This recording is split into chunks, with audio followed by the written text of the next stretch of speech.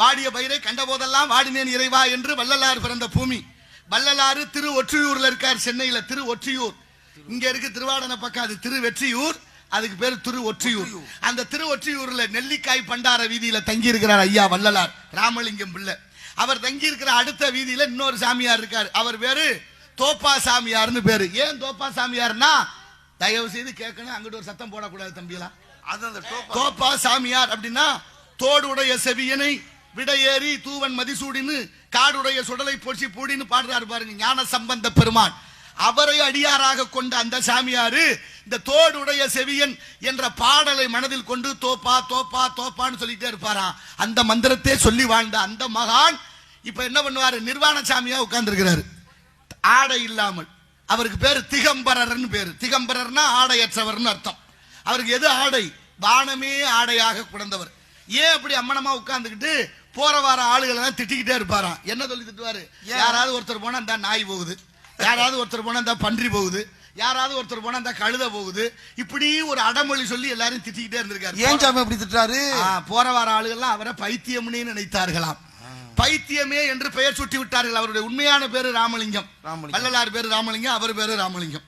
இப்ப அவர் என்ன பண்றாரு, இப்படி நிர்வாணமா உட்கார்ந்து திட்டுறோன்னு யாராவது போய் கேட்கறது, ஏன் ஆளுகளை இப்படி திட்டுறிய, உங்களை மாதிரி அவர்களும் ஒரு மனுஷன் தானே, மனுஷனை போய் நாய் போகுது பன்றி போகுது கழுத போகுதுன்னு சொன்னா அவர் சொல்லுவாராம், மனுஷனை தான் தேடிக்கிட்டு இருக்கேன், இங்க யாரும் மனுஷனா இல்லைன்னாராம். எப்ப? வள்ளலார் காலத்திலேயே. அந்த காலத்திலேயே மனிதரை தேடுறேன்னு சொன்னாரு. அப்படி சொல்லி திட்டிக்கிட்டே இருந்த அவரு அந்த வீதியில வர வேண்டிய சூழல் ஏற்பட்டது வள்ளலாருக்கு. வள்ளலாருடைய சீடர்கள் போய் சொல்றாங்க, ஐயா அந்த பாதையில போக வேண்டாம், ஒரு சாமியார் உட்கார்ந்து எல்லாரையும் திட்டுறேன் அசிங்கமா, போக வேண்டாம். அவர் சொன்னாரு, அவர் வேலையை அவர் பார்க்கட்டும், நம்ம வேலையை நம்ம பார்ப்போம் சொல்லி அந்த வழியா வந்தாரு.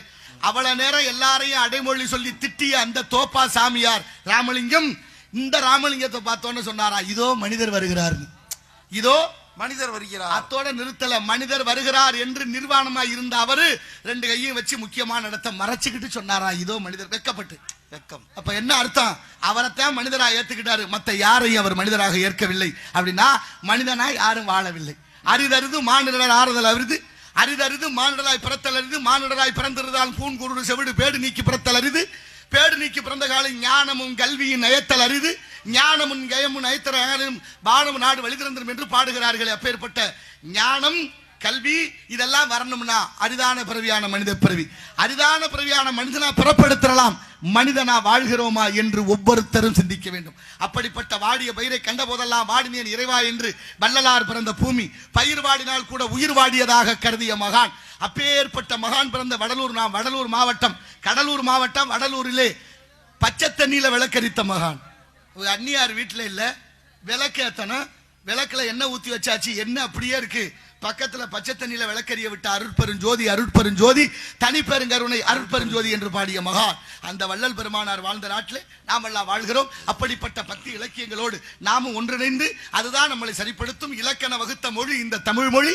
இந்த தமிழர்களுக்கு விட்டு சென்ற காவியங்களும் இலக்கியங்களும் எண்ணற்றவை. அந்த எண்ணற்றவையானது